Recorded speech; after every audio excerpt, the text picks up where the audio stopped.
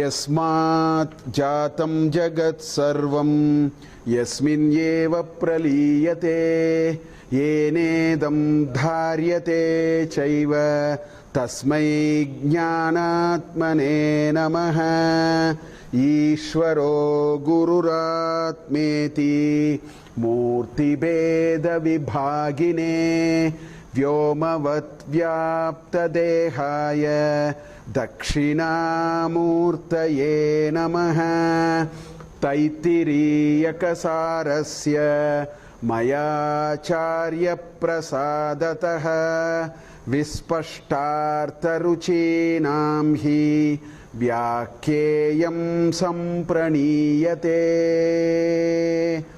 Om Sahana Vavatu Sahanau bhunaktu sahaviryam karavavahai tejasvinavaditamastu ma vidvishavahai Om Shanti Shanti Shanti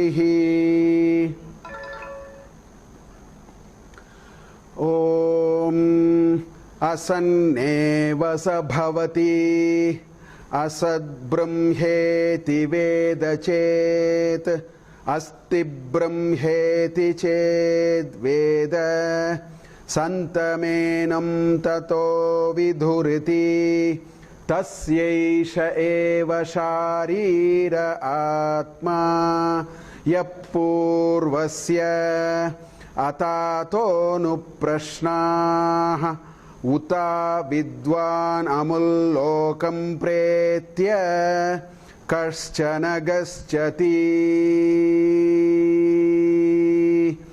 Aho vidvan amullokam pretya kaschit samashnuta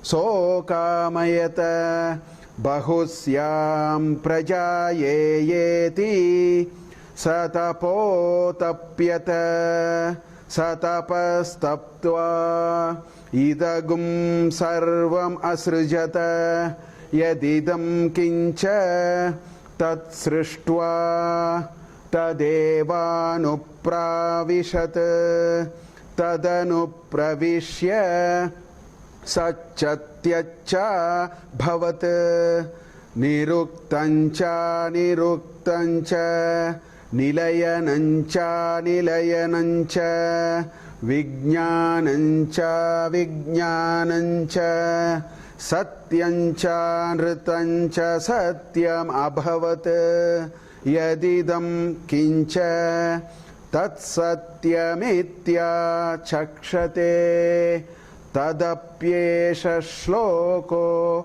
bhavati. So the Upanishad has gotten into a very, very important idea in today's anuvaka, which is 6th anuvaka. But before going there, last class in the Annamaya Mahatma, we have not seen the first mantra. Asanneva sa bhavati, we have not seen. This is again a very, very important mantra. Because Nastika, Astika, Vada is here. Astikya and Nastikya. So we need to understand it. You know, we in common parlance we use the word Astikas and Nastikas. What is the meaning of that? Why such a thing happens in the first place? All those we have to understand before we come to this mantra. So let me spend a little time. But before that, we started the discussion of the Pancha Koshas. That's where the Brahmanandavalli, after the Brahmavid apnoti param, Brahmavid apnoti param, then it got into these Pancha Koshas. Now we use this nice sacrificial bird as the analogy with which the Upanishad is explaining each kosha. We started with Annamaya, then we went to Pranamaya, Manomaya, Vijnanamaya and Anandamaya. So all the 5 has happened. So at every stage, if you recall, at every stage the Upanishad was making a statement. It said that the previous kosha is filled by the next. That's how the mantras are going. Tasya Isha Purna, that's the mantra. It says this is filled by the next kosha. For example, we talked about Annamaya. Then we said the Pranamaya fills the Annamaya. Then we talked about Pranamaya. Then it said Manomaya fills the Pranamaya. It goes on like that. Then we said Manomaya. Then we said Vijnanamaya filled the Manomaya. Then finally we said Anandamaya. Now, then we said Anandamaya filled the Vijnanamaya. Now the question is, where is the end? Because all the 5 are there. What is going to fill the Anandamaya? That is the question. We have come that far now. It was easy to say all this. Now we have come up to Anandamaya, and then the question is, what is behind this? What is actually filling the Anandamaya? That is where some of the complexities come in terms of our understanding. And a few things we have to now remember. Only then these mantras will make sense. First thing we have to remember is Annamaya is the grossest. Everybody can see the body. That is the grossest reality. We can see. Each one of us can see in our mirror, we can see I am tall, I am fat, I am fair, I am all that we can say. So Annamaya is the grossest which we can see. Pranamaya onwards, it is becoming subtler. Pranan also we are able to feel. We are able to feel because we are breathing. Since we are breathing, we conclude we are able to see. Then Manomaya also, we have our moods. We are able to feel the existence of all these. Only thing is getting subtler. Manas, you can't show it in some shape as much as you can show your body. Prana, you cannot show it in a shape, but all of us will agree, I know I have prana. So it is getting subtler and subtler. Right? Vijnanamaya, of course, there are times when there is this awe factor. Some brightness happens, that means Vijnanamaya is now visible. So all these are there. Anandamaya, we have our glory of happiness. Who said we don't have? The glory of happiness is there. The problem maybe it is not there 24/7. That may be a different problem. But we all experience this. So far the going is okay. Although it is subtler and subtler, becoming more and more fine, but we have reasons to believe. We believe in Annamaya. We believe in Pranamaya. We believe in Vijnanamaya, Anandamaya, everything, because we have our own experience. So far the going is good. Now, the Upanishad, what it did, every time when it moved from the first argument to the second argument, it actually put 4 major arguments in front of us to reflect. I have been repeatedly saying it. I won't conclude it because this is the last time I am going to say it, because we are moving out of the koshas now. That's why I thought one last time I will make this point very clear. There are 4 arguments with which we were able to move from one kosha to the next layer. We didn't do it arbitrarily. The Upanishad is telling us, reflect on this. You will now see the utility or otherwise of one structure which you thought yourself. You will move to the next. So it talked about 4. One is Karya Karana, the cause and the effect. So the Annamaya is only an effect. It is an effect of your eating food. That's why if you eat too much, you can become thicker. If you stop eating, you can shrink. All that you can do. So we have to always use Karya Karana Vichara. What is cause, what is effect? More and more we deeply think, we will actually find that we are not the body. Because something is doing something to the body, you can actually see something more. This is the argument the Upanishad so nicely put. So Karya Karana Vichara. What is Karya and what is Karana? Because the fundamental philosophy and theory of Karya Karana is, Karana will always exist, Karya need not exist. You can break all the world of pots, you will end up with clay. Clay cannot be, you can melt all your ornaments, gold will remain finally. Why? Gold is the karana. Bangle is a karya. So the argument here is anything which is karya is temporary. And anything which is temporary cannot be an expression of God. God cannot be temporary. Then there is a serious problem with which we will have to solve. So that is one argument again and again, everything it pointed to. Second is anatmatva vichara. I told 12 ways by which you can identify an atman from anatman. If you think more about it, you will find your body is not an atman. You will find prana is not the atman. Manas is not the atman. Because there are occasions in which the prana is not there. When you sleep, your oxygenization level comes to 30%. Sometimes you don't breathe. You don't. In fact, your manas is not there in deep sleep. It is dead. Manas is there only in dreaming sleep. In deep sleep, I am dead and dull. When I get up only, I can say I had a good sleep. Vijnanamaya is gone. Everything is gone. So the anatmatva argument says all these are anatman. They are all temporary. I am now looking for something permanent. So that is the second argument which the Upanishad said, keep asking. Then you will put a value to what you possess. Right? Third is kutaha ayata. Where did it come from? This is a very good argument. Where did this body come from? Don't think it is a very simple question. It is a deep question. Upanishad answered it. Annad bhutan ijayante jatan anyena vardante. That's how it started. It said, where did this body come? The body came from what is called Virat or Annam. The word Annam means there is a whole world that Parsis have shown it so well. Parsis are the only people who have demonstrated it.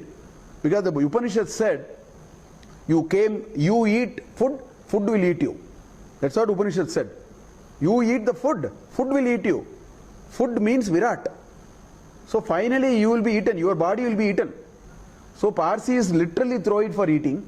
Others we consume it in different ways. We all have to surrender back. It's a lease. We have to surrender back the Panchabhutas. Nobody can take it and go. So, Parsis throw it in the tower of silence. It is literally eaten by birds. Body, they just throw it on the tower of silence. There is one in Yelahanka, no? There's a tower of silence. I remember in Bombay, South Bombay, sometimes bones are sprinkled because it is the tip of the suburb. They literally do it because that is the truth. Please understand, this body will be grown by eating, but the larger principle called Annam will eat you. So every Upanishad, every time it's tasma sarva aushadam uchyate, sarva shadam uchyate. That's what it said in Annamaya Kosha. Similarly, where is this prana coming from? We have to ask this question. Where did it come from? Where did it go? There must be a repository from where it came. Tasma sarva ayusham vida uchyate. That is what Upanishad says again. Tasma sarva ayusham uchyate. So at every kosha, the reflection says, don't look at only the anda, pinda, look at the anda. Don't look at only the, vyashti, look at the samashti. If you connect it, you will know where from you have come. What are you part of? You are not part of, Srivasa Gotra or Atreya Gotra. They are all narrow understanding. There is a larger thing from which it came and it will go. Nobody can stop. The Pancha Koshas will go. That is what it is trying to tell us. The Anna will go. Annamaya will go. You can't stop. Pranamaya will go. You cannot stop. Manomaya will go. Manas comes from what is called Hiranyagarbha. That is the universal set of Manas. Vijnanamaya comes from Hiranyagarbha. In fact, Virat and Hiranyagarbha are the only two entities from which the whole world of creation came. So that is another vichara that we will have to make. I have written it here anyway. And so where is this Ananda coming from? The Ananda is coming from a larger repository of Ananda. So this is, Vyashti, Samashti, Sambandha. So these are the 5 things which I was talking about. Karya Karana Vichara, Anatmatva Vichara, Kuta Ayataha iti Anusandanam. From where did this come? If you ask that question, sometimes we understand the larger principle of who am I. And then Vyashti Samashti Sambandha. Now, the Upanishad so beautifully, in every kosha, the last three mantras are forcing us to look at this. And why is it doing? Because this going from Annamaya to the last is like mountain climbing. If you want to go to, scale Mount Everest, straight if you go to 33,000 feet, that's the end of you. Not possible, you have to acclimatize. That's why there are camps. Camp 1, Camp 2, Camp 3, Camp 4, 2 months, 3 months. Your body has to acclimatize. In the same way, Upanishad, Pancha Kosha is taken in steps. That's why it says, stay in Annamaya and then reflect. And then dispose of Annamaya. Deeply reflect and say, oh, Annamaya is an Anatman. So I am not the body. The body is not mine. The body is not for me. These are the three conclusions we have to come to finally. Very deeply we will reflect, we will come. I am not the body. The body is not mine. The body is not for me. Then you have to go to Pranamaya. So it is like a base camp. Through the base camp we have to slowly go and then reach using these four principles. It will connect the bigger principle with the smaller principle, and then we will see ourselves in a much bigger. And that is where it brought all this. So it started with the physical personality, which is Annamaya. Then it introduced the vital personality. Then it introduced the emotional personality. Then the intellectual personality and the blissful personality, which is Anandamaya. Now the whole discussion is going to end with saying, what is Anandamaya? What is filling Anandamaya? It says Atma. Ananda Atma. Little later it comes, but it says Anandamaya is filled with Atma. Now the question is, what is this Atma? And this Atma has a certain complication, which is what the mantra is actually taking us. So we will see that. That's what this mantra is. The blissful personality should be for the self. That is Maya Tattva. Maya. It's Ananda Maya. So Mayat Vikararte, I mentioned last time. So that has a repository from which it is coming. So the point is, please understand, there is an important transition which is going to happen. From Annamaya up to Anandamaya, moment you recognize that I am happy, moment you recognize that my intellect works, my buddhi works, my manas works, my prana works, my body is there. As long as you are in the domain of recognizing, you know what it means? That means you are in the world of duality. Because if you have to recognize something, subject is different from object and there is an observer. If subject and object are not different, what are you going to observe? If subject and object are same, nothing is possible. So, that is why it will Anandamaya. If you say I am happy, that means you are able to stand somewhere and talk about happiness as an object. Otherwise, where is this perception coming? It cannot. Correct? So up to this is a point in which I am there, the so-called I do not know what that I is. I am there and I am able to observe. Oh, this is my body. I am breathing. I am happy. I am using my brains and getting something very interesting. I am happy. I am in the state of bliss. Right? So all these are the domain of Indriyas. You need Buddhi, Chitta, Ahankar to make these judgments. You need Buddhi, the intellect to process. Chitta, which is the database which can refer to a pattern and say this is what it is. And a Manas which actually runs this whole process which is running. So, and the Indriyas, Pancha Karmendriyas and Pancha Jnanendriyas, that's how you actually come to a conclusion of something.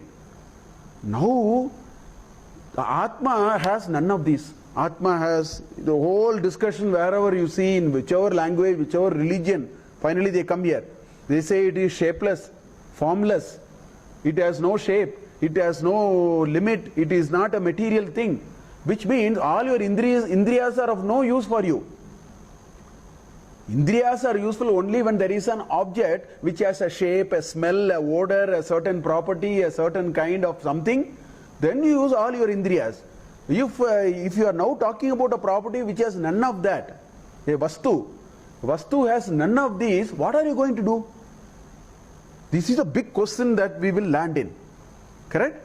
So the Upanishad actually realized we will be stuck here. After Anandamaya, when you go to the next, we will be in a dead end. And that dead end is being explained in this mantra. What it says? Asan eva sabhavati asad brahmheti vedachet. Asat, Brahman is asat, non-existence. There is nothing called Brahman. These are called Nastikas. Na asti iti Nastikas. Asad Brahma iti veda chet.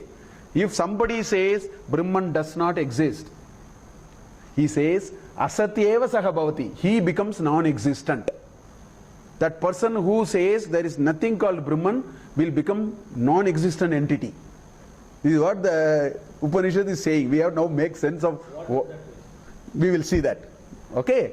It says asat eva bhavati, in sandhi nakara comes. Asat eva bhavati asat brahmeti vedachet. If some fellow says there is nothing called a Brahman, because the Upanishad starts by saying Brahmavit apnoti param. A person who knows Brahman will get everything. That's why in the middle of the argument it says a person may not say there is any Brahman. The question is, why is he saying will come? We'll first see just the plain meaning. It says asat eva sahabhavati kaha asad brahmeti vedachet. There is nothing called Brahman. If somebody says, that fellow will become an entity of non-existence. Then it goes on. It says asti brahmeti chet veda. These are astikyas, astikas, astikya buddhi, asti. There is a larger force. There is a transcendental force. Name it whatever way you want to name it. Some people may call it Buddha, some people may call it Allah, Christ, Krishna, Rama. That is not the point. The point is there is something which is common to and beyond us. There is a transcendental force. If people think like that, some people think like that, they are called astikas. Nasti iti ye vadanti, say nastikaha, they are all nastikas. Okay. Then it says, what does the Upanishad says? Enam santam. We call them as santas. The Upanishad says we call them as santas. Tataha viduhu iti, because they have understood. They have understood that there is a larger force which exists. Therefore, we call them as santas. Santam enam tataha viduhu iti. And then of course, tatsesha eva sharira atma. So in that Anandamaya, this Brahman goes in and it fills it. Tatsesha eva sharira atma yaf purvasya, like I explained before. Now this layer called Anandamaya is also now filled by Brahman. This is how the mantra says. Now the question is, why would people say Brahman is not there? This is the next question. So there are a few reasons. And more than that, what is the implication of that? That is very important. First of all, the reason is, why would somebody say there is no Brahman? There are two reasons why they will say. The reasons are, Brahman is beyond, first of all, this notion of Brahman is beyond sensuous experience. Because it has no shape, it is formless, shapeless. So all your frills of Indriyas, Buddhi, Manas, Chitta and Ahankara are of no use. It's of no use. That's why I repeatedly say, you can tell me any number of times, if you break your bone, it is painful. It has no meaning to me until I break my bone. This knowledge is of no use for me. I have all my Indriyas, I may process your knowledge. I don't have anubhava. I may have knowledge. This Brahman is something which is in the domain of anubhava, not in the domain of knowledge. So what happens when it is not in the domain of knowledge? Then there are a set of people who will say what is beyond sensuous experience is non-existent. This is a strict scientific definition. What is science? Science says anything which is not observable, anything which is not in my domain of experimentation does not exist. Simple. So these modern scientists are, fortunately scientists are also astikyas. If scientists became nastikas, then it's a very serious problem. But this is a position in which you say anything which is not captured by my sensual, whatever my sensory apparatuses that God has given me. I mean, you don't use the word God, because we are now arguing God is not there. We'll keep it aside. You are saying whatever my sensory apparatus is not able to capture is not there. Simple. I will just take a standpoint, and clearly your definition of Atman and Brahman are all not there. Correct? So therefore he will say it's not there. Now the arguments people are saying, now it says he become non-existent. Now the question is, why will he become non-existent? What is this notion of non-existence? So let me explain this in a little bit of detail.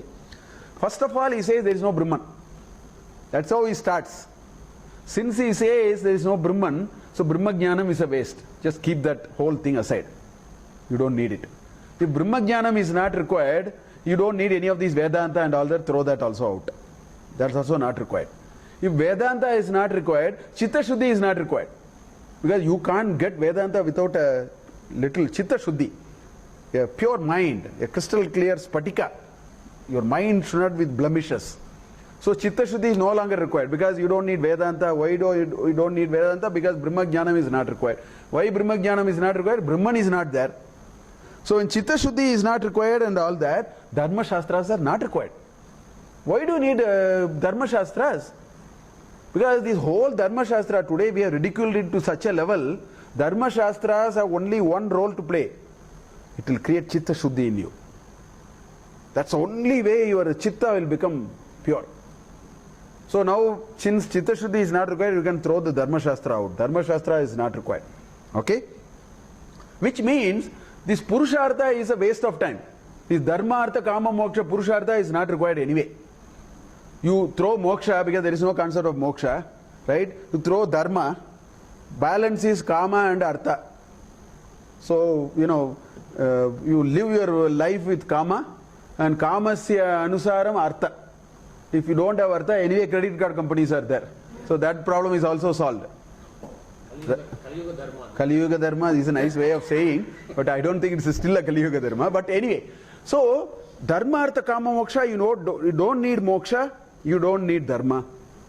So now that means you can practically, and you know what is the implication of this? Family as a unit can be completely destroyed. You don't need a family now. You can be like animals. You can live with anybody, divorce half a dozen times. In fact, you don't have to marry. You don't have to marry. You can live together. See, I went to Amsterdam in 2006. 15 days I was there. So I was actually talking to someone there. Generally he's a Dutch. So we were just talking.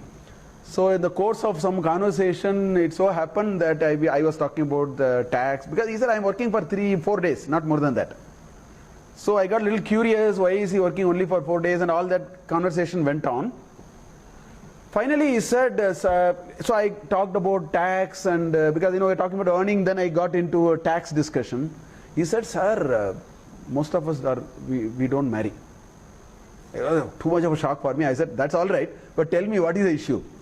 His argument was simple. He said, sir, in Netherlands, okay, family tax. Tax is not for the individual, tax is for the family. Okay? Then he said, then we know what to do. We will live together, we will never say we are married. He says, operationally also it's very comfortable, convenient, because now we become two individual units, so tax we are saving.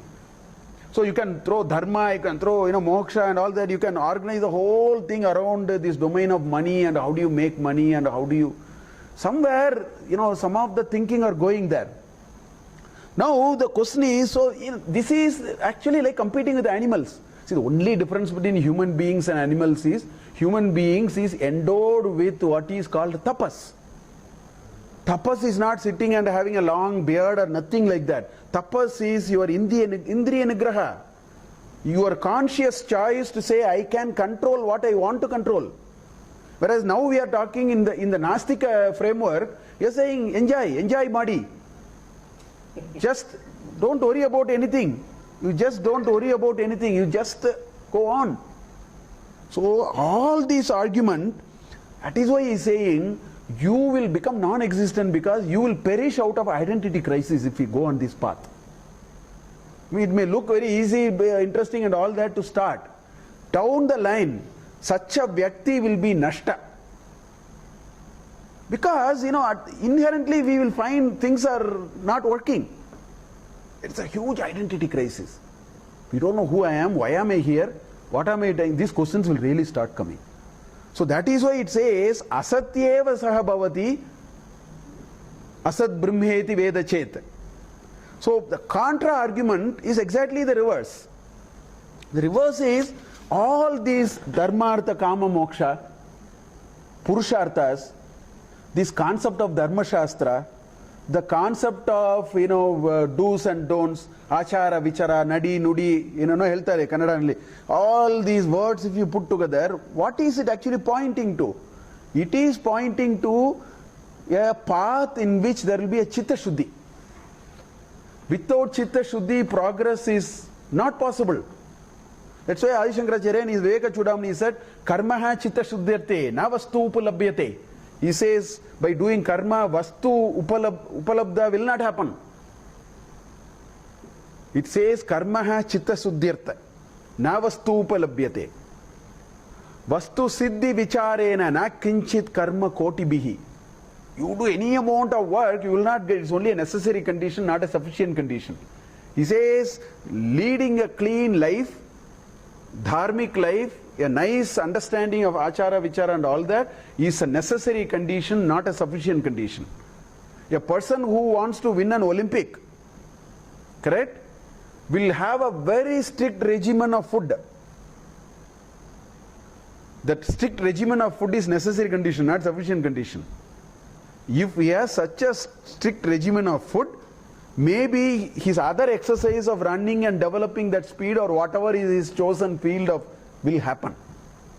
That is this is like, the other day as I was saying, this is like an aircraft having two wheels. It has to run at a terrific speed and then lift force and then take off. If one wheel is not working, it is not going to go anywhere. So chitta shuddhi and vastu vichara are like two wheels. Then your vastu you will get. So that is why he is called as Santa. Santa is one who follows these practices, who understands the value of tapas, who understands the value of vairagya, who understands the value of, the best thing that can happen is you have a lot of food and say, I will not eat. All these Ekadashi, Upavasa and all are great ideas. Today medicine says it's a great idea for a different reason. But I tell you, these are all great ideas. Once in 15 days, try your luck. Food all around and then don't eat. You will be in a very different plane, I am telling you.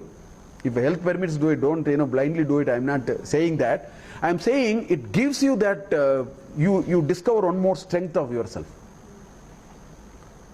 Because when Arjuna asked, Chanchalam hi mana Krishna pramadi balavadridam tasyaham nigraham manye vayoriva sudushkaram, he gave only two answers. Abhyasena tu kaunteya vairagyena cha grihiyate. Do abhyasa and vairagya. These are the real two wheels again for these aircraft, if I have to use it like that. And we had a lot of practices to try all these. These morning coffee example. Plenty of practices our ancestors have put in place for us to actually try, understand what is our strength. Today we are not even wanting to try it. We are meekly surrendering to some sensual pleasures in a certain domain. They are not what it is talking about.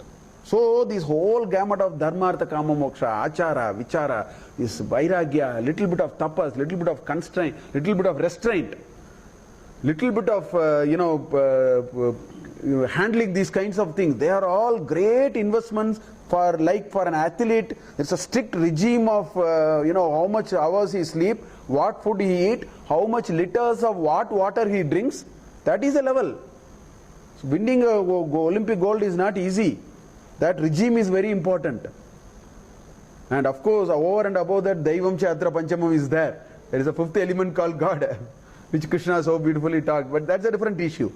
So that is what it talks about, all these. So it ends, so this asat eva saha bhavati, why did it come? Because we have now reached a stage in the Panchakosha where you cannot see it and verify it anymore. Your Atma you cannot verify like your Anandamaya. You cannot verify your Vijnanamaya, you can verify your Manomaya, Pranamaya, Annamaya. You cannot verify your Atma. Because if you want to verify, it should be different from you. Whereas it says it is you. How can I verify myself? I can see my image at most. At most I can see my image. I cannot see myself. We cannot see, but we can have an anubhuti of ourselves. That is beyond all indriyas. And moment it goes beyond indriyas, there are a set of people who say anything which is not in the domain of indriyas doesn't exist. So that is why all these are coming. Then the Upanishad goes to another interesting thing. It says, Ata ataha anuprashnaha. Atato anuprashnaha. Uta vidwan amul lokam pretya kashanagas. There is a number 3. If you remember, Taittiriya Upanishad started with what? Sikshamya akyasyamaha varnaswaraha matra bala matra. There are 6 components of recital. Varna, swara, Varna, swara, matra, bala, sama, santana. There are 6. Now we are seeing matra in action. There is a number 3. Number 3 means the matra is 3. See, in Sanskrit, you have what is called hrasva, dirgha, which many people know. Hrasva, dirgha, people know in normal Sanskrit they teach. Ka is hrasva, ka is dirgha. Right? There is something called pluti. There is a third called pluti. So this is pluti. Hrasva is 1 matra, dirgha is 2 matra, and pluti is 3 matra. So how do they indicate it? They put a 3.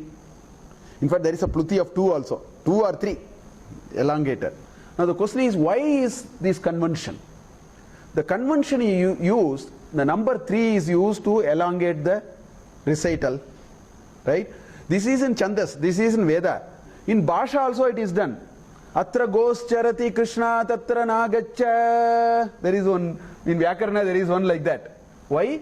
There is a cow going, don't go near. We say it in day-to-day life. If something is very important, we shout longer. Na? If something is in danger, we shout longer. If something is important, we shout longer. If something is in great ecstasy, we shout longer. Taittiriya Upanishad, ha, uha, uha, u. There it is ecstasy. 3 times. Etat samagayan aste. With the Upanishad ends with ecstasy. He said, I found. So when it is in fear, when it is in ecstasy, when it is in doubt, here it is coming in doubt. So the pluti is used when it is in doubt, when it is fear or precaution, whether it is in ecstasy. So tatra goes charati Krishna nagacha. There is one example in Vyakarana book. There it is fear, don't go. Right? That's what it is. So the number 3 indicates that. Now it says, there are 2 questions here. It says uta, avidwan. Uta plus avidwan, uta vidwan. So the sandhi has come there. Uta avidwan amum lokam pretya kaschana gaschati. So this person who doesn't know Brahman, or have not experienced Brahman, let us say. No meaning, I have not experienced. Because it is come to that level. There is no knowing with Indriyas. It is only experience now. So a person who doesn't know Brahman, will he reach him? Amum lokam. Will he reach him? That's the first question. Ata avidwan amum lokam pretya. Having left this, lokam pretya amum. Will he reach him? Which is Brahman. Kaschana gacchati. That's the first question. Second question is, aho, that is avidwan, this is vidwan. Vidwan amum lokam pretya kaschit samashnute. Uta, or not. U is uta, or not. So now there is a question. Question is, will this ignorant person who did not experience Brahman, will he reach Brahman? That's one question. Second question is, the person who has known, will he reach Brahman or not? Or not? Uta. Now, you know why this question? This is a very intelligent question here. It's a very, question which you can catch actually, because whatever answer you give, you can prove them wrong or something like that. The reason is, so far what are we saying? We are saying everything karya, when karya is over, karya will return to karana. You melt the bangle, it will become gold. You break all the clay part, it will become clay. You remove all the thread from the sari or the shirt, it will become cotton. So, cotton meaning it will return back to the old form. So you argued so much. You said that, Karya will merge into Karana. Now you also said you are all Karya. Now tell me whether it will go or not. That is the question here. And if Avidwans will go, then this class will become empty. Because now anyway I will go, why am I wasting my time here? And if Vidwan does not go, Avidwan does not go, then your argument is flawed now. You said all, Karya will become Karana. No, that is flawed. So it is a very, very catchy kind of a question. Because either way you answer, it can be, the logic can be worked out one way or the other. This is one issue. The other issue is, which Adi Shankaracharya, as he caught many things he caught, he brought one more issue. He said, Ataha means now moving to somewhere. First Atha, then Ataha therefore, that is thereafter, then therefore. Thereafter meaning, we have discussed so much. Now I am little bit moving around, shifting gears. That is the first Atha. Then Ataha is therefore.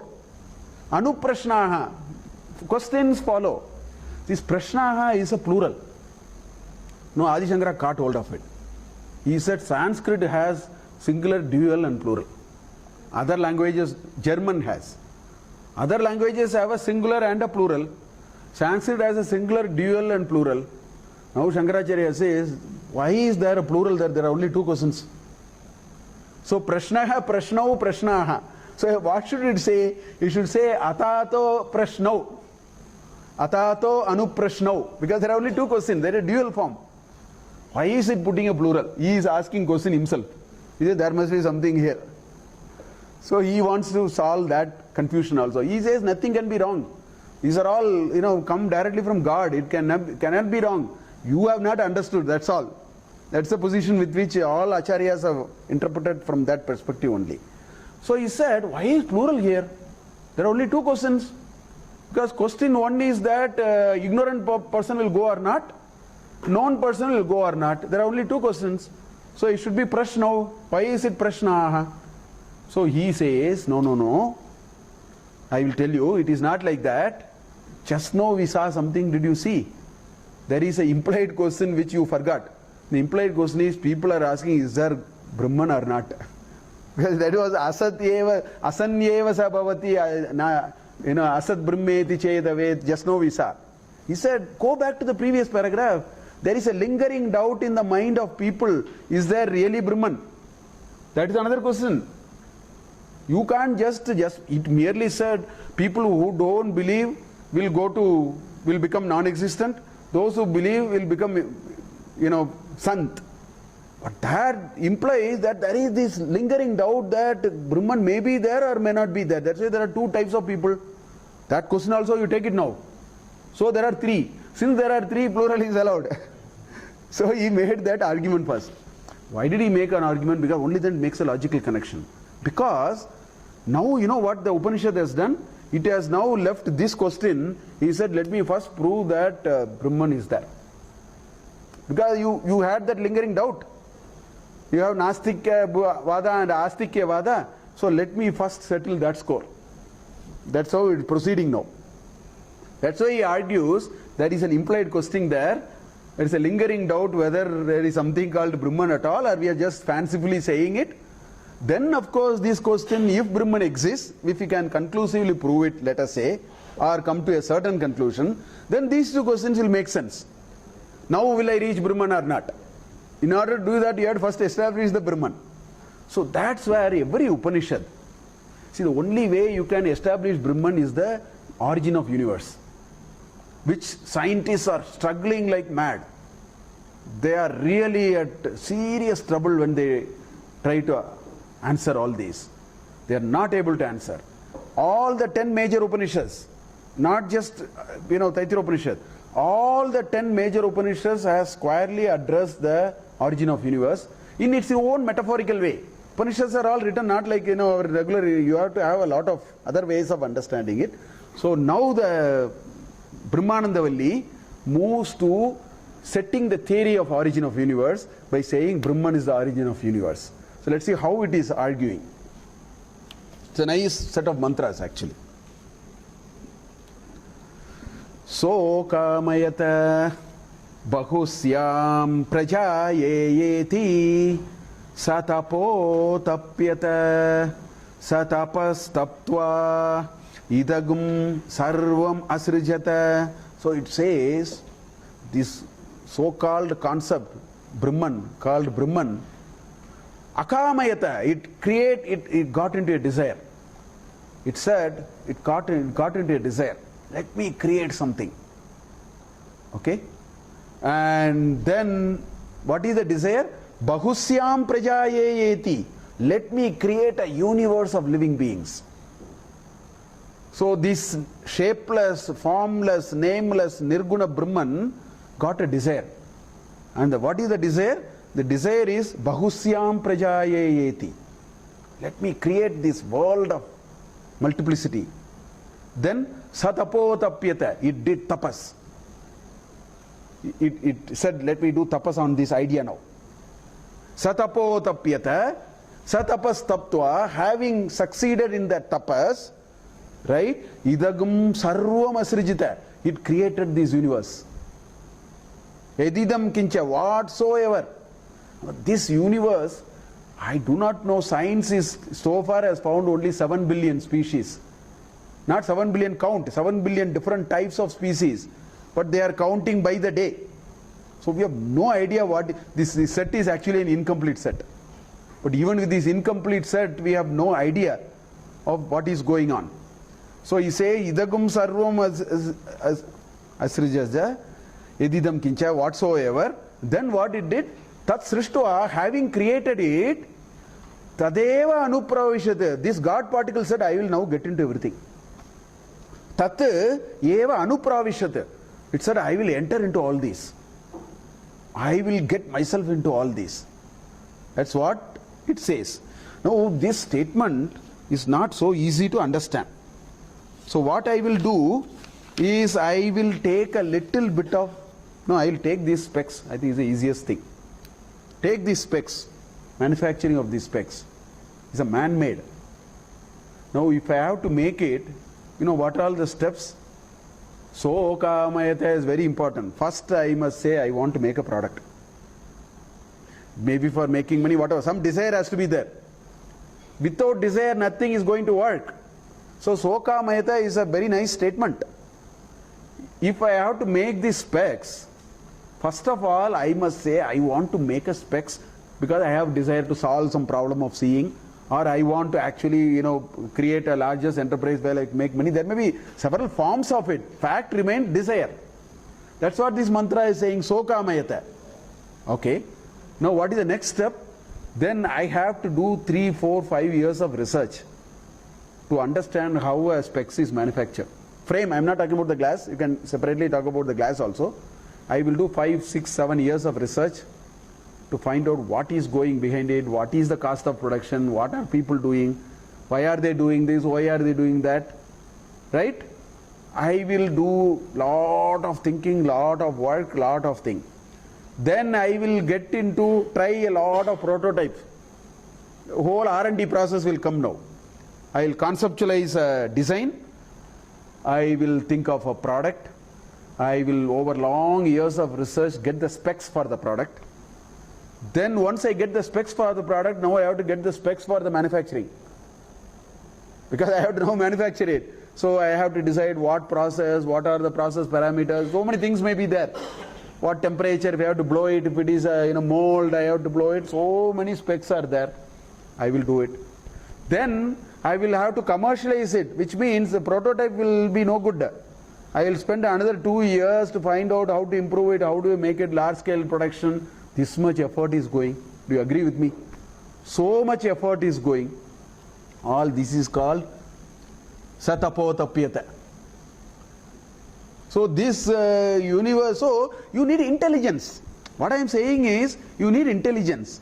For making a small specs like this, if you need so much intelligence and so much of tapas, so much of desire to make it, What to speak of this creation? You don't go all over the creation. Greatest wonder of all, and all of them are wonderful. You know, every element of human body is the greatest wonder. Every element of human body. The one which really amazed me was when the child is born, the uterus is this big. In 8 hours, the uterus becomes like this size. Science has not been able to figure out what is this material.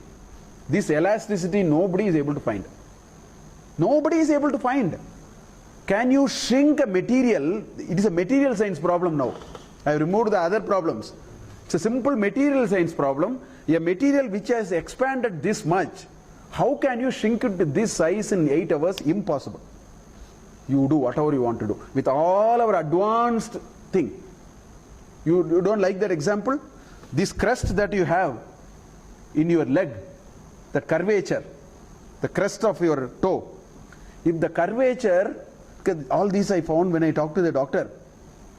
If the curvature is less by about 0.1 millimeter, you will fall, you will not stand. See the precision of this manufacturing.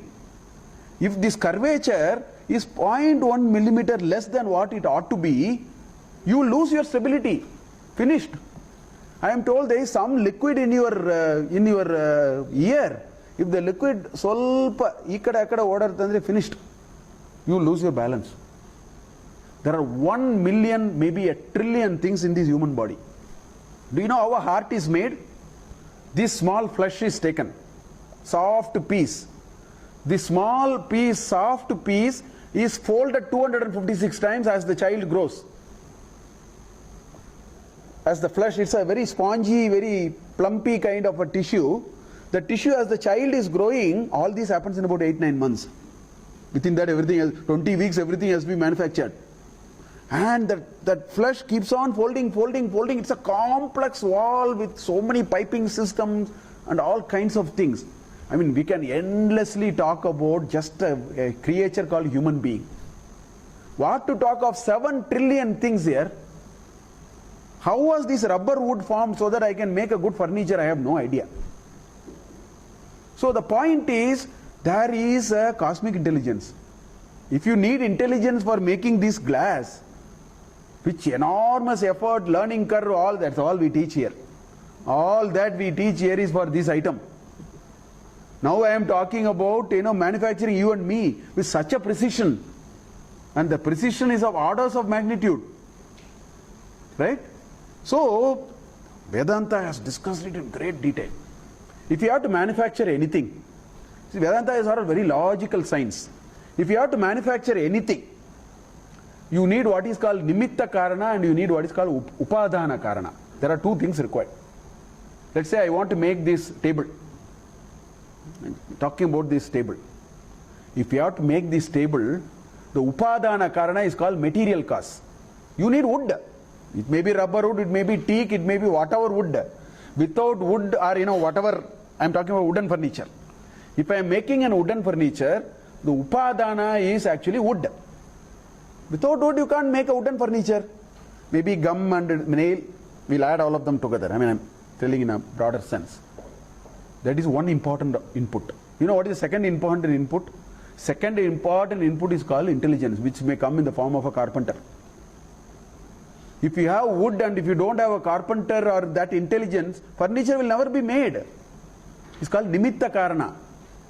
You need a nimitta karana and a upadana karana for doing anything.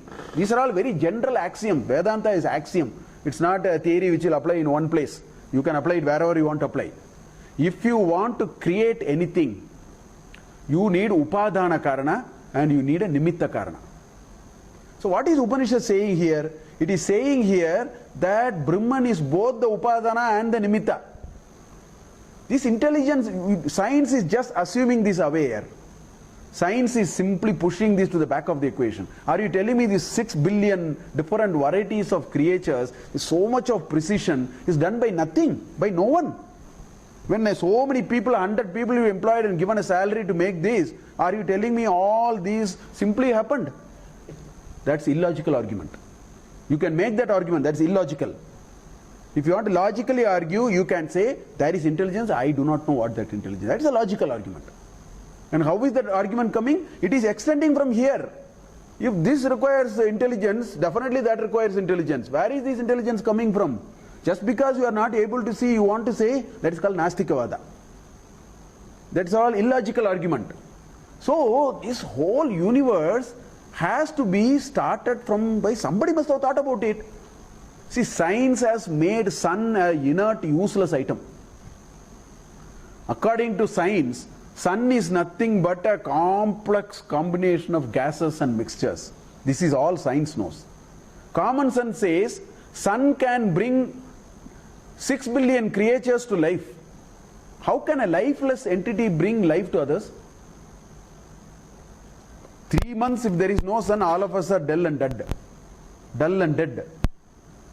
Morning the sun has to come, it's energy for us. So are you telling me that an inanimate, lifeless entity can actually bring life to people? They are all illogical. They are completely illogical ideas. Because science is not able to tread. Science, it is not able to tread, it assumes everything's away, and we seem to be very comfortable with this idea. Whereas Vedanta is very rigorous, it will not leave you that easily. It will not agree. It is a nothing doing. Argue, you tell me the logic. So the whole thing is an argument about upadana and nimitta. Nothing can be created without upadana and nimitta. That is one principle we have to understand. Second principle which is coming out of this, which we should understand, which is required for any creation, is this mantra from Lalita Sahasranama. Ichcha Shakti, Jnana Shakti, Kriya Shakti Swarupinyai Namaha. You need Ichcha. So Kamayata, that is a Ichcha. Satapo Tapyata, that is Jnana. Jnana comes only with tapas. What is tapas? It is Indriyasya Ekagrata. Single pointed focus on something. A terrorist requires tapas. He can't do terrorism. Maybe wrong cause. Without tapas, great things cannot be. Great effort. Greatness is different from goodness. Please understand. A terrorist act is great, not good. You can't do what he is doing. Clockwork precision, he is observing something for 9 months. He has studied thoroughly, put 2 people with a strap of bullet, and then they walk through and create a havoc. It's not easy. Not at all easy. Don't mix greatness with goodness. I will thumb the desk and say greatness requires tapas. Goodness requires chitta shuddhi. They are 2 different things. So tapas is jnana. Ichcha Shakti is so kamayata. And what is jnana Shakti? Satapo tapyata. And what is Kriya Shakti? Idagum sarvam asrijata. He created the whole world. Wonderful creatures which science is discovering by the day. Suddenly they find a yellow color frog. They say there is a tiny red color frog. It is all, time pass for National Geography. These are all divine lila. There is a larger intelligence behind all that. You cannot even make sense of it. But don't throw it saying into nothingness. This Buddhist argument of Shunyavada is very imperfect. How can you, get interesting things out of Shunya? It's very illogical. How can you get wonderful things out of Shunya? And this is where the current research and origin of universe is deeply stuck. They are simply saying there is a black hole out of which things are. How can you imagine something will come out of nothing yet? That's where they are also a little stuck. Because pure science is Nastikyavada, not Astikyavada. It is Nastikyavada. So they have no reference to hold on. Anyway, we'll continue it in the next class, this idea, because this is very, very important for us to understand. Our existential, our achara vichara, our reason for why we want to do dharma achara is all tied to this. Please understand there's a larger force on which we are operating. There's a larger force which is operating in many ways. Unless we are able to connect to it, it will make no sense. Life will not make sense to us. That is what is coming through the origin of universe argument that is being made here. We'll continue in the next class. Thank you.